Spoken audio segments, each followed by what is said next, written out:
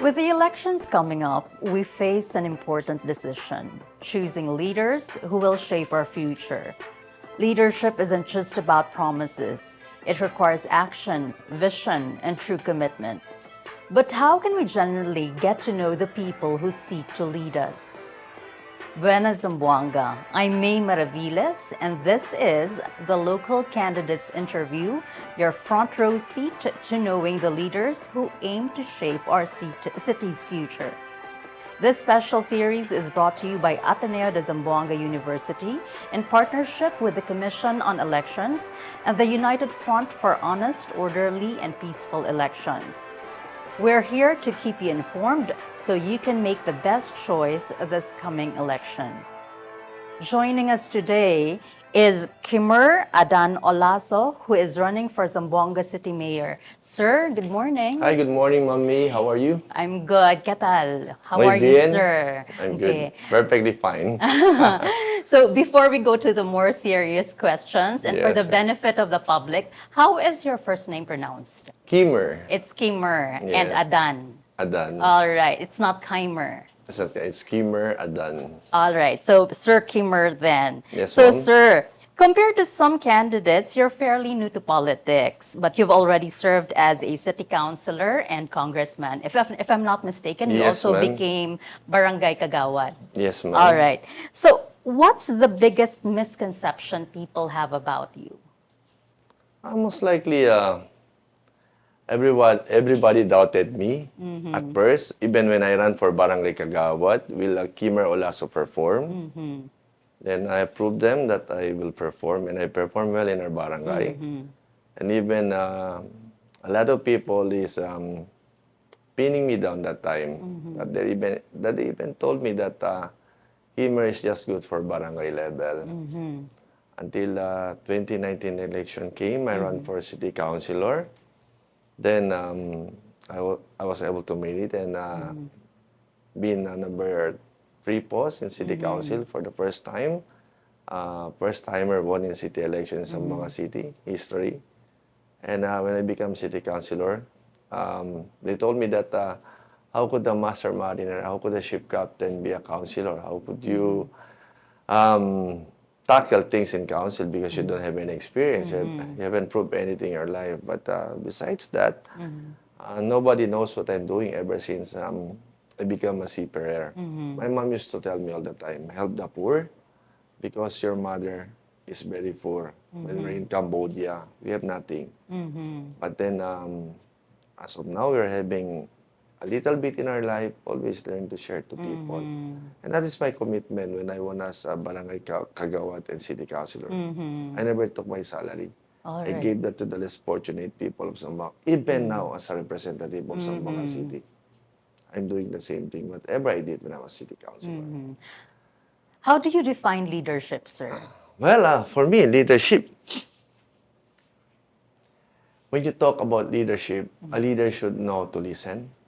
A leader should know what exactly people feels in the ground, because it's not easy to become a leader. Some leader, they have an Leonistic attitude, which it's really difficult to deal with them. But on my side, I am more on dolphin attitude as a leader.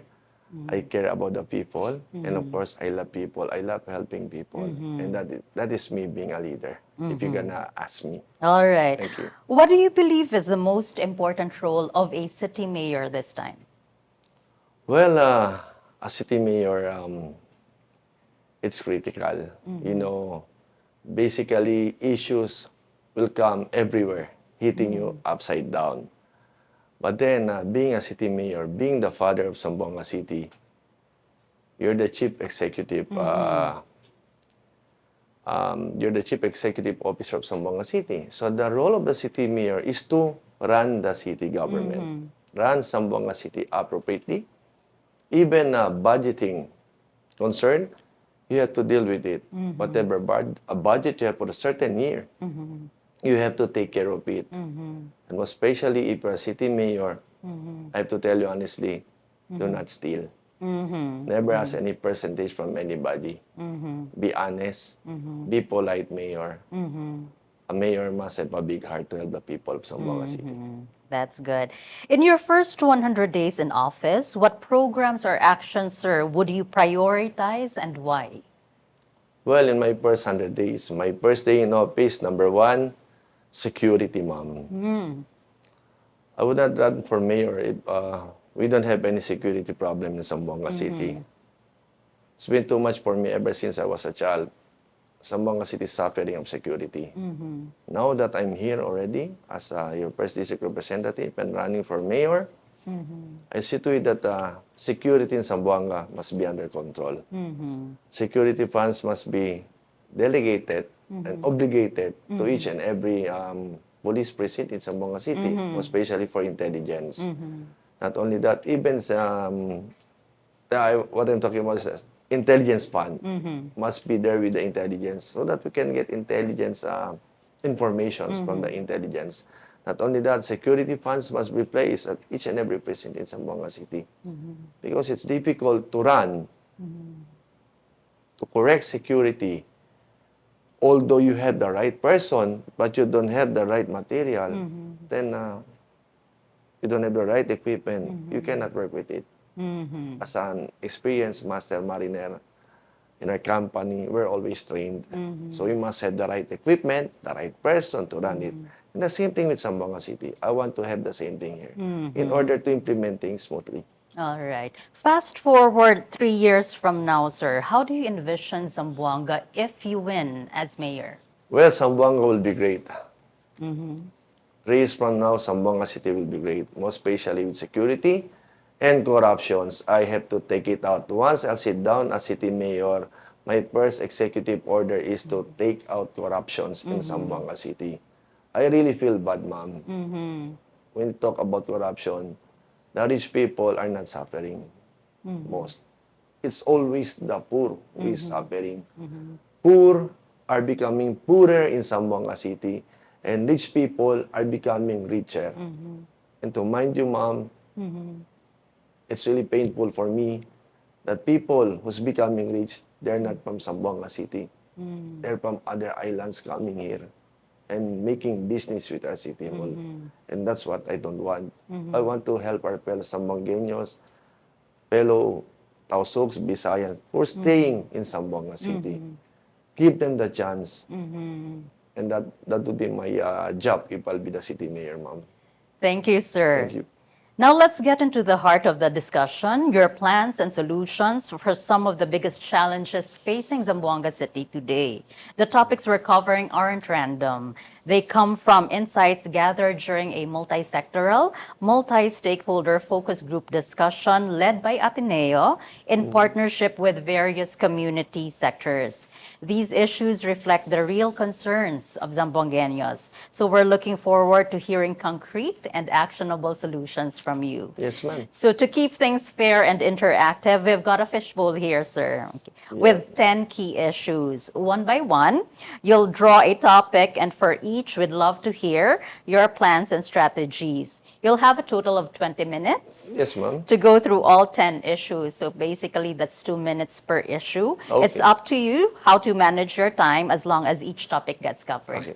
Sir, please pick an issue. Okay. Yes, ma'am. Sige.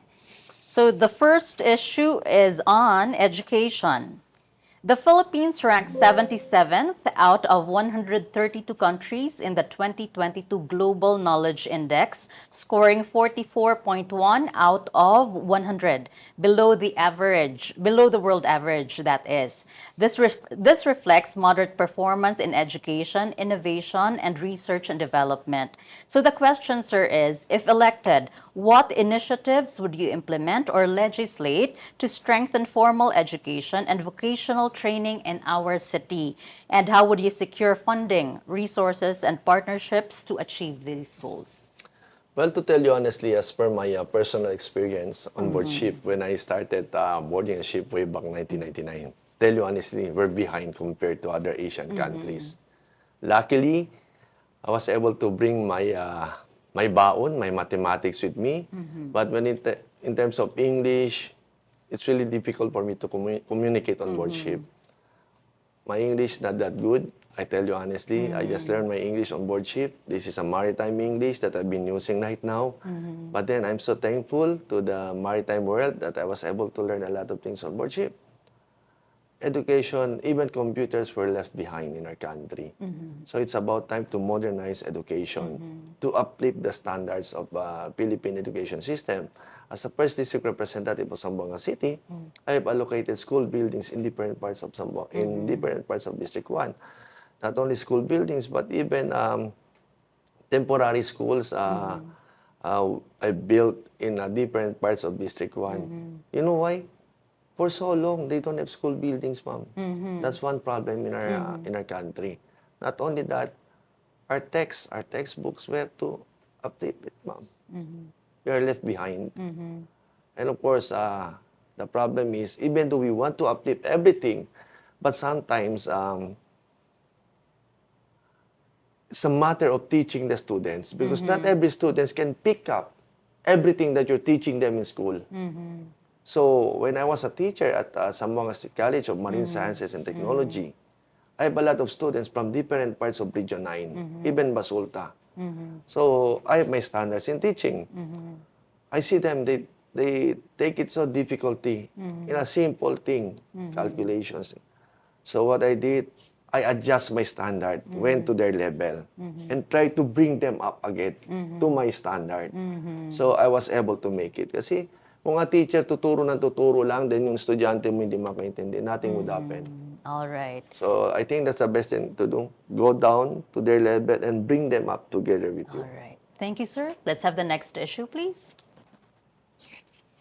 So the next category is on peace and order, specifically shooting incidents. Zamboanga City has seen a rise in shootings, prompting the deployment of the AFP to assist the police in maintaining order. This comes amid an election gun ban that continues to be violated.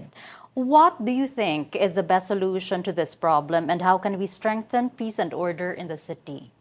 Well, pertaining to peace and order, that is why I ran for city mayor. It's mainly because of this problem in Zamboanga City right now, peace and order. For a very long time, it was never stopped. That's why I met the ILG Secretary, John Bigremulla. I asked his assistance because he's the overall in charge of the Philippine National Police. Yes. I told him if we can augment police in Zamboanga City. So he augmented by 150 police forces in Zamboanga City for the past 3 weeks. No, I'm so thankful to him. But as a local chief executive, number one, for peace and order, intelligence fund must be given to the police. Because if you will not give intelligence funds, you cannot outsource informations from the intelligence. Sa totoo lang lahat, binabayaran mo yan. Now, how could a police precinct run, or how could a police station run without any intelligence fund with them? Even response to any crimes na walang gasolina yung police. So as a mayor, with the 96 million worth of intelligence funds, I have to give that to each and every police station, allocate that monthly for them, so that they get something for their utilizations, for the common good in Zamboanga City, most especially peace and order. At every entry point of Zamboanga City, I have to install a high technology CCTV. And of course, infrared X-ray machine. For those who's coming into Zamboanga City, at least we will know if they're bringing drugs with them, bringing firearms with them. If that firearms is legal, then no problem. But if that firearms is illegal, I don't care. Even if they're mayor, whatever, support in other islands or other municipality, as long you come into the Zamboanga City, if it is illegal, I will catch you. And I will file case against you to give them a lesson. All right. That's what I need to do, if ever I'll become city mayor. Thank you for Thank you, that, ma'am. sir. Next issue, sir. So the topic is on, very timely, ayuda and social welfare services. Many eligible families, especially indigenous peoples, remain excluded from the 4Ps program despite being profiled.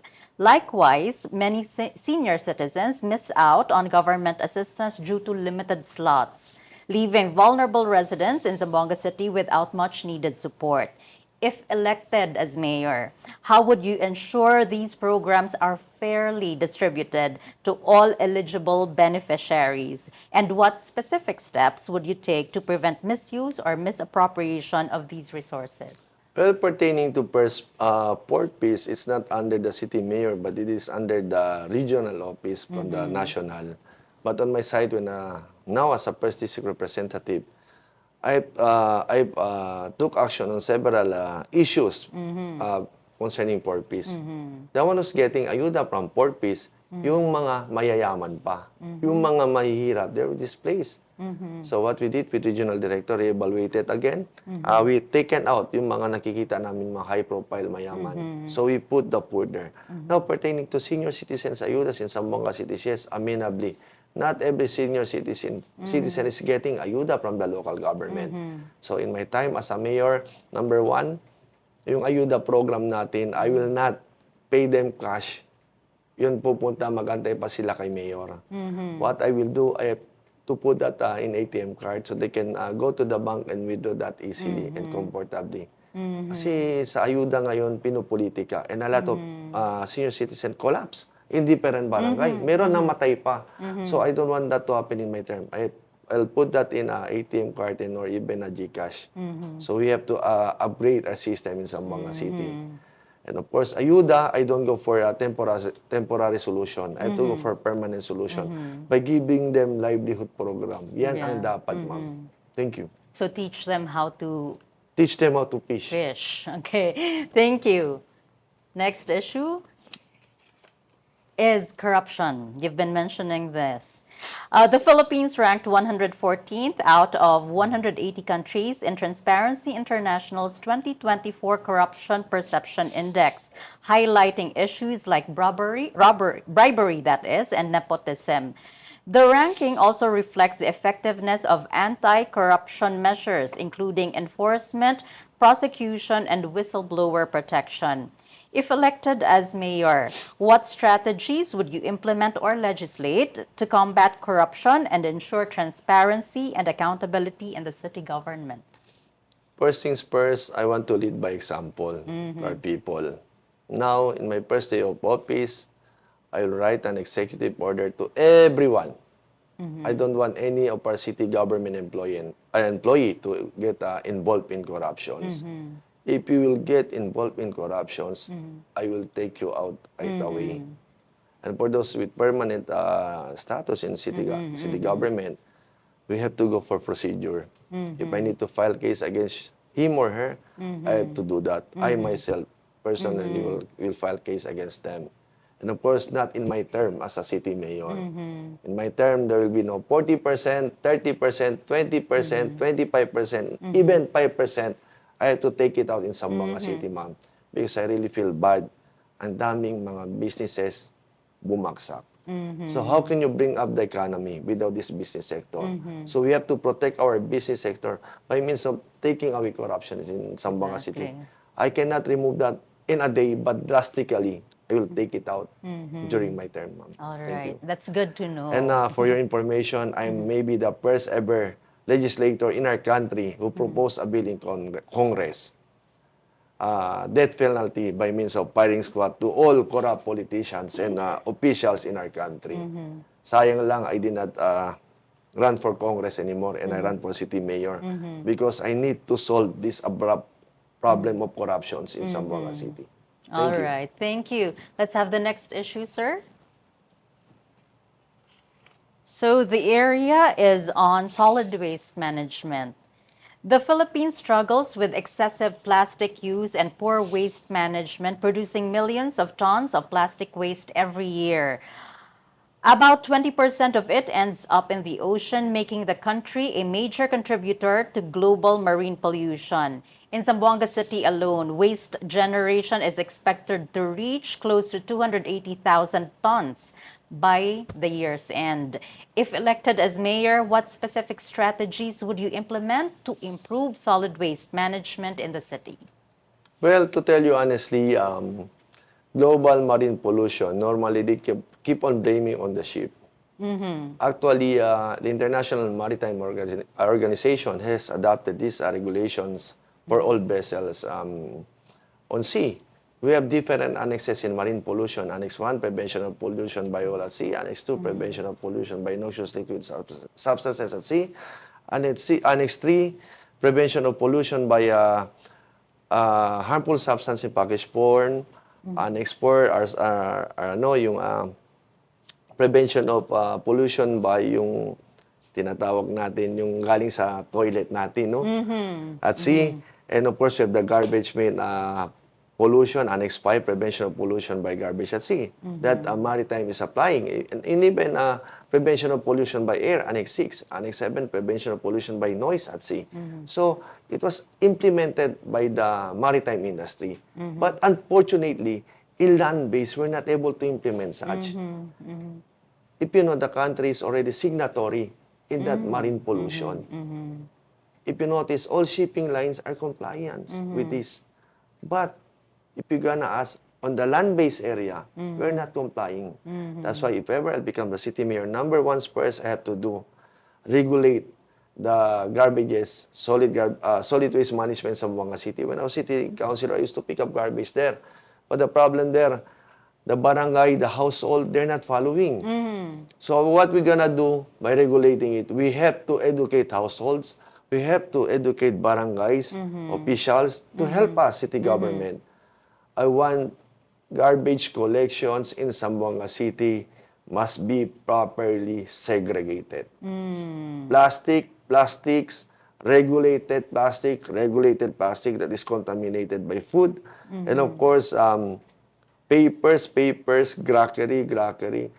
When you tell about oily rocks or oil. So we have to segregate that in order to have proper solid waste disposal. Because now, our disposal of garbage, nakaisa lang lahat eh. Exactly. Now, if you're gonna bring that to the sanitary landfill, who will segregate that there? Nobody. Now, if you're gonna bury that in the sanitary landfill, just imagine for one plastic, tin plastic, it will take 200 years to decompose it. So, it cannot happen if we will not regulate it before transporting to the sanitary landfill. Alright. Even food waste, we have to segregate it as well. Yes. So that's the first thing that you'll expect from Khymer Olaso. I will do that if I will become a city mayor. Thank you. All right. Thank you. Next issue, sir. We are halfway through. The next issue is on food security. A 2024 World Food Program report highlights 7 key livelihood zones in the Zamboanga Peninsula, including aquaculture, rice farming, and crop production.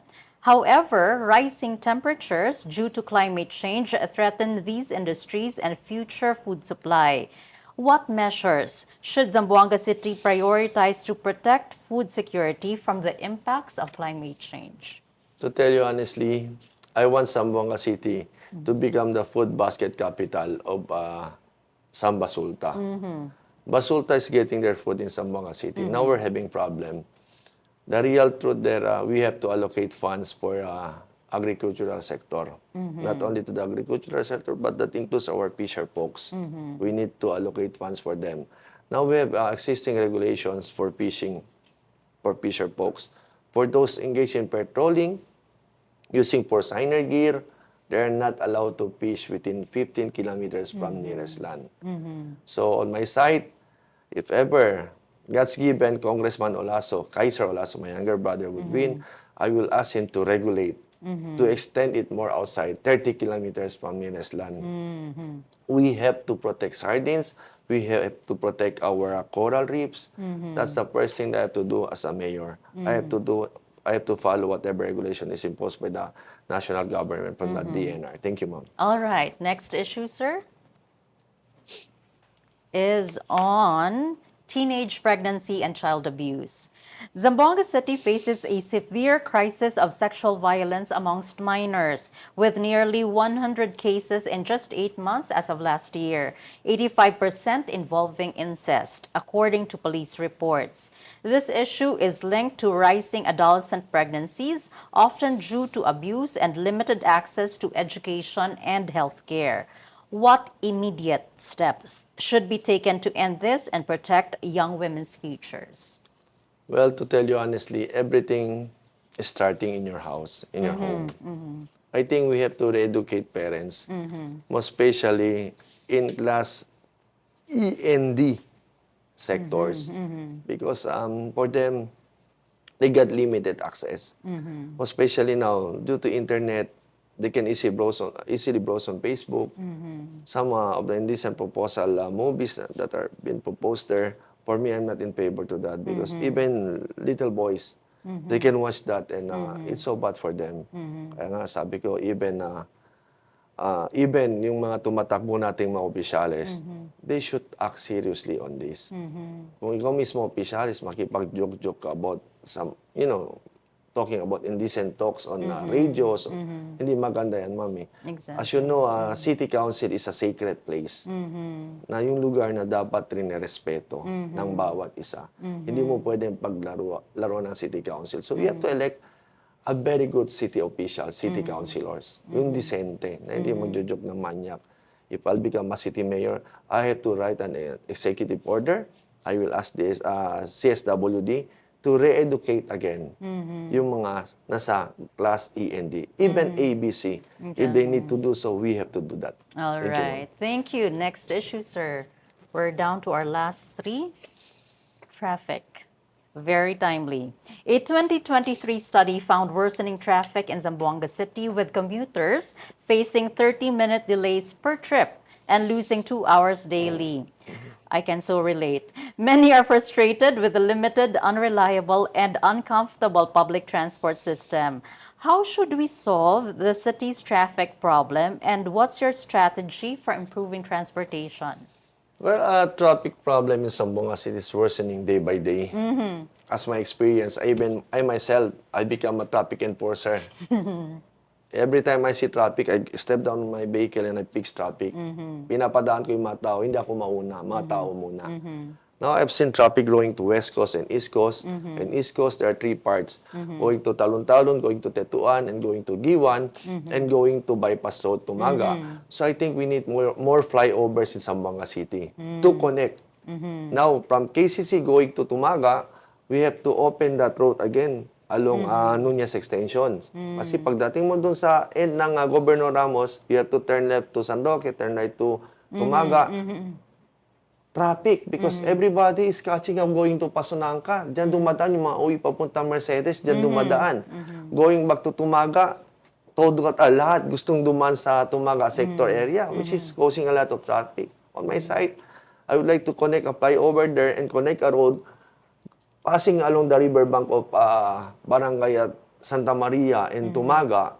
I've already prepared actually. I've constructed a mega dike there in preparation of constructing a road along the mega dike, connecting to the new highway in the bypass road in Barangay Tumaga. So we can ease up traffic in that area. Number two, going to Giwan sector, we have to install flyover at Tumaga, Tetuan and Giwan Road sa may McDonald's.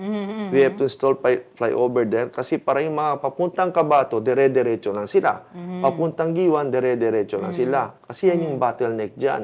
After that, when you reach Giwan and Putik sector, may McDonald's na naman, may crossing going to Porcentro, we need another small steel flyover there to connect to Putik and Aderes Market. Para dire-diretso yung traffic flow going to East Coast. Pagdating mo naman sa crossing, Putik, Lunsuran, going to Maga, that is one of the biggest problem every afternoon. Exactly. Just 30 seconds lang ang traffic na napakahaba, more than 1 kilometer. So how to solve that problem there? Pagdating mo dyan, sabi ko, I have to put a rendezvous or a rotonda in that area. A turnabout. Turnabout, yeah. Turnabout in that area in order to solve traffic congestion in that area. So problem solved in that area. Going to District 1, we're also facing a lot of traffic, most especially going to Upper Calarian. I will talk to the Philippine Navy, the Southern Command, if ever. I will talk to Department of Tourism. I would like to utilize the old road from Department of Tourism sa Gulf, going to Philippine Marines and Philippine Navy passing by Lower Calarian. We have to make a one-way in that area going to downtown Zamboanga City.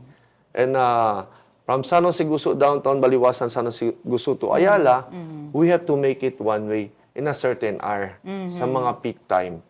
So I think that's the best thing to solve traffic as of now. All Thank you. right. Next issue, second to the last, sir, is on power. Crown Investment Holdings took over Samselco's management in 2019, but problems like power outages, inefficiency, and system losses are still happening. On top of that, reports say the debt has grown to 4 billion pesos, raising concerns about who will end up paying for it. If you're elected as mayor, how will you tackle the city's electricity issues? And would you support the cooperative joining or entering a new joint venture? Well, on my part as a team mayor, number one, the main problem of a crown investor in Zamboanga City is the pilferage. Ang daming nagnanakaw ng kuryente. And that system law, sino nagbabayad? We consumers. So being the city mayor, I had to go with crown, with Samselco, together, we'll find who's the real culprit there. And of course, I have to investigate it with my investigating team. After finding the real culprit, kasi may mga factories hindi nagbabayad. They're tapping it illegally, directly. And of course, household, ang dami. Even city officials, meron din. Oh, so bad, you know, to become a city official, ganun ka. So sabi ko, if I'll be the city mayor, I will not tolerate such in Zamboanga City. Hindi pa pwede na, bigyan mo na lang ng ilaw to dahil mahirap. No, everybody must pay your bills. Now, if we will pay our bills, walang nagnanakaw, we can eliminate system loss. Bababa talaga yan. As you know, we're the cheapest electricity consumers, electric current provider. Rates in Zamboanga City, tayo yung pinakamababa. So I think we have to eliminate yung tawag natin dito system loss by means of doing that. We have to file case against those real culprits. All right. Thank you. Last issue, sir, is on floodings. Zamboanga City has faced severe weather repeatedly over the past 5 years, leading to floods, landslides, loss of lives, and massive damage, affecting nearly 70,000 people and displacing thousands. Many believe the city's flood control and disaster preparedness are still lacking. If elected as mayor, how would you strengthen disaster preparedness and improve the city's response to these recurring calamities? That is true. When I was now as a congressman, during the 2022-2023 flooding, I see our CDRM was so weak. Kulang ng equipment. How to run and move without any equipment, without proper training. I was trained to do so. So I know how to act upon it. Even giving first aid, I know how to do that. Because we were certified by the government of Singapore to do that. Our company trained us.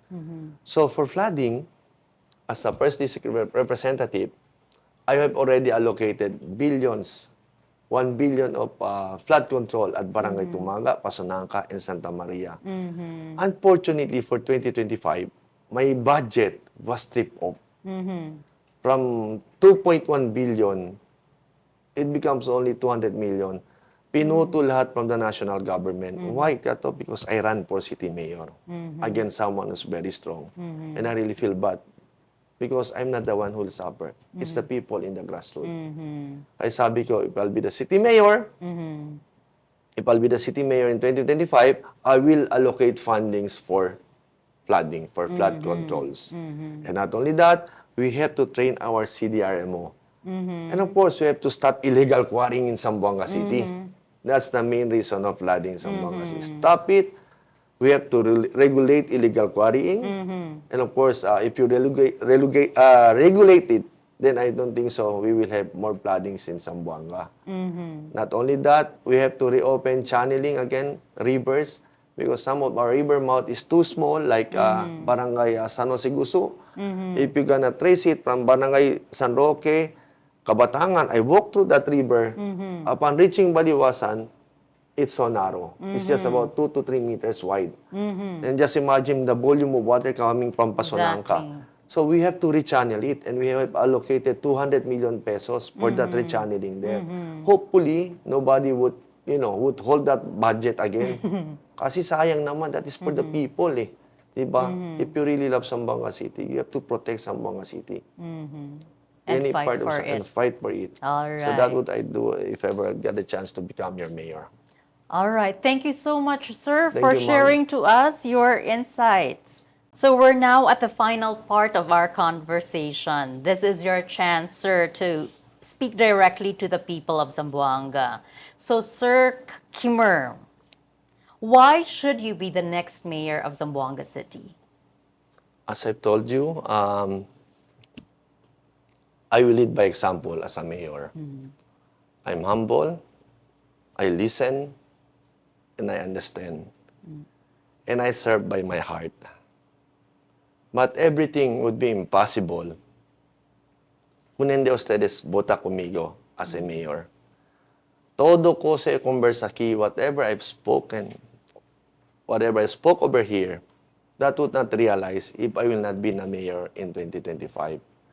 But if you will make me the mayor in 2025, I'm sure, together with Team Zamboanga, with my congressman in District 1, Khymer Olaso, and my congressman in District 2, Jerry Totong Perez, and of course, my Vice Mayor, Ma'am Beng Climacco, if we're elected and the City Council in District 1 and District 2, I'm pretty sure we can do what is best, the best for Zamboanga City in this coming 2025. Por eso tapidi kayo la ayuda del entero vivientes del mi amable ciudad de Zamboanga. Na prueba ustedes con el Team Zamboanga.